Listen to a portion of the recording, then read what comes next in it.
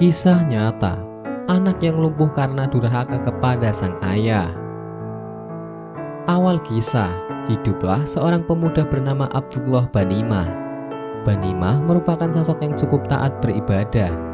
Namun layaknya pemuda kebanyakan, Banimah beberapa kali merokok. Hal ini tentu tidak diketahui oleh kedua orang tuanya. Suatu hari, sang ayah mendengar dari seseorang bahwa anaknya tengah merokok. Tentunya, merokok bukanlah hal yang diinginkan oleh setiap ayah yang terjadi pada anaknya. Maka setelah menemui Banimah, sang ayah bertanya, "Apakah engkau merokok?" Karena tak ingin ketahuan, akhirnya Banimah memutuskan untuk berbohong. "Demi Allah yang Maha Agung, aku tidak merokok," ujar Banimah tak kalah seru. Suara Banimah lebih tinggi, melebihi suara sang ayah. Banimah berusaha sebisa mungkin terlihat meyakinkan. Pasalnya sang ayah tidak pernah secara langsung melihatnya merokok, melainkan hanya mendengar dari orang lain. Sementara sang ayah sangat yakin kalau Banimah merokok. Kemudian berkatalah sang ayah kepada Banimah, "Jika engkau berdusta, maka Allah mematahkan lehermu." Berbohong apabila Banimah tidak takut setelah keluar doa tersebut dari lisan sang ayah. Namun karena masih berdiri pada pendiriannya, Banimah enggan menyangkal dan meneruskan bohongnya tersebut.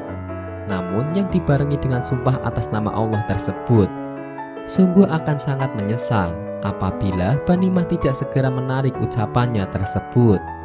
Keesokan harinya, Banimah pergi ke laut bersama adik dan teman-temannya. Selesai berenang, mereka menyempatkan diri ke kolam renang di dekat pantai. Kolam tersebut masih dalam keadaan tertutup, sementara teman-temannya berniat untuk pulang. Karena tak mau sendiri, Banimah meyakinkan adik dan teman-temannya untuk bermain sebentar. Banimah berniat untuk memanjat pagar. Teman-temannya setuju.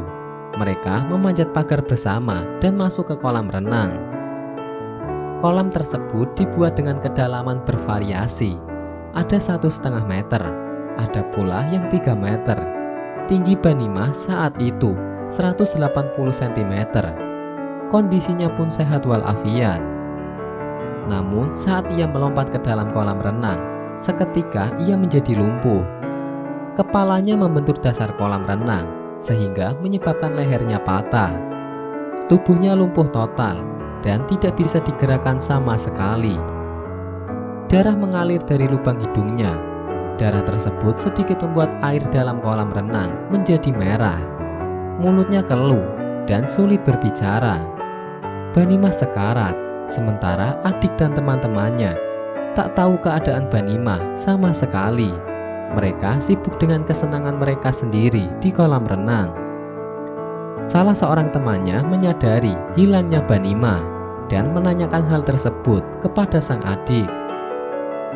"Kakakku gemar menyelam, nanti juga akan muncul," jawab sang adik dengan santai. Kemudian adik Banimah keluar dari kolam renang, mengeluarkan sebatang rokok dan hendak menghisapnya.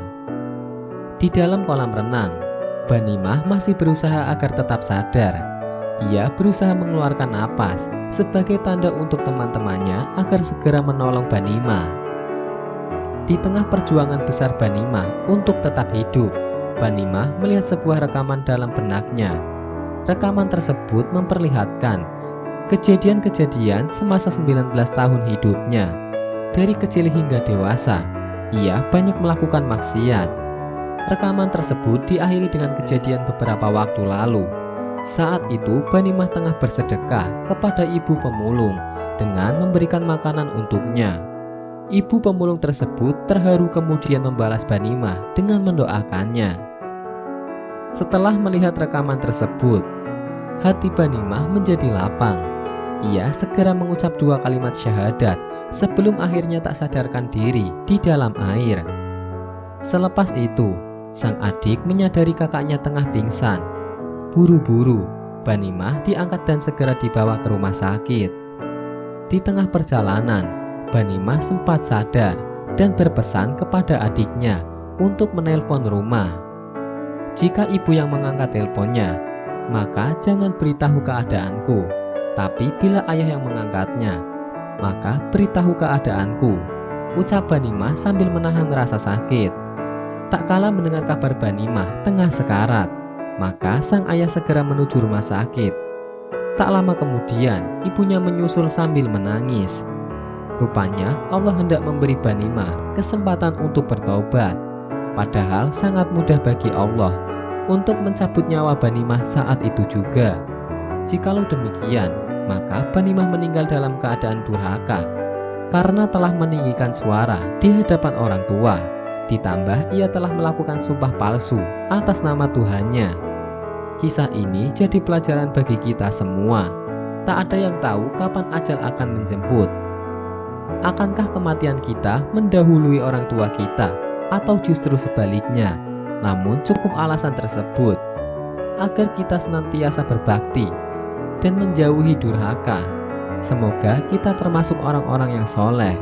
Wallahu a'lam bishawab.